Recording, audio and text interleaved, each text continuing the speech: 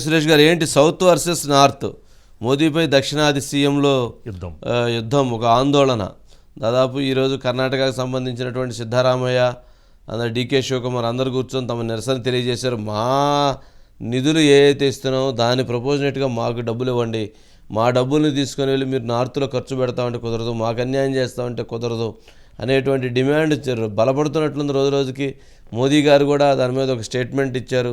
శరీరం లాంటిది దేశం అనేటువంటిది, ఎక్కడ కొంత ఇబ్బందిగా ఉన్నప్పుడు అక్కడ అడ్జస్ట్మెంట్లు చేస్తూ ఉంటాం తప్ప ఈ రకమైనటువంటి ఎలిగేషన్స్ చేయటం కరెక్ట్ కాదు బీజేపీ మీద అని కూడా మాట్లాడారు. ఏంటి సురేష్ గారు దాని మీద సంబంధించి?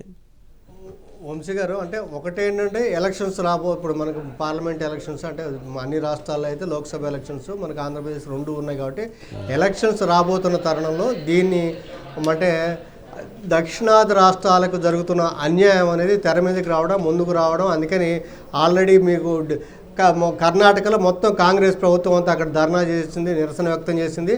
అదేవిధంగా కేరళ ప్రభుత్వం వెళ్ళింది, డిఎంకే తమిళనాడు నుంచి డిఎంకే వెళ్ళింది, ఢిల్లీలో నిరసన వ్యక్తం చేసింది.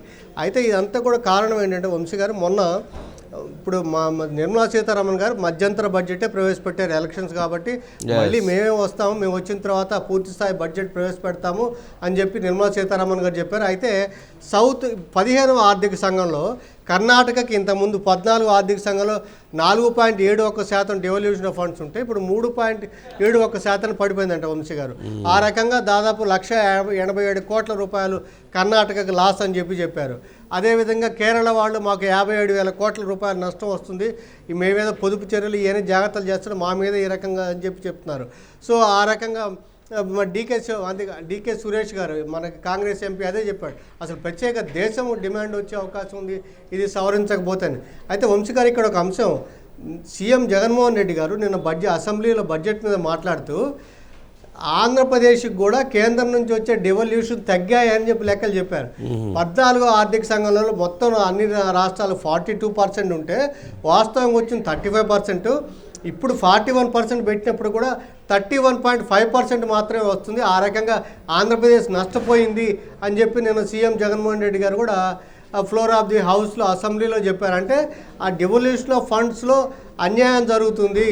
ఏదైతే సదరన్ రాష్ట్రాలకి ఏదైతే పొదుపు చర్యలు కానీ జనాభా నియంత్రణ, అంటే జగన్మోహన్ రెడ్డి గారు ఏది ఎట్లా చెప్తారో అర్థం కాదులేండి సురేష్ గారు.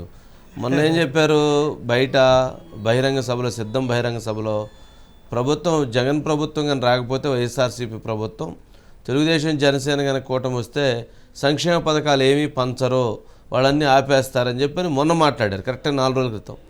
నిన్న అసెంబ్లీలో ఏం మాట్లాడారు, ఎవరు వచ్చినా సరే, ఏ ప్రభుత్వం వచ్చినా సరే సంక్షేమ పథకాలు పనిచేస్తుంది, ఆ రకమైనటువంటి దీన్ని మనం తీసుకొచ్చాము అని చెప్పి నిన్న మాట్లాడారు.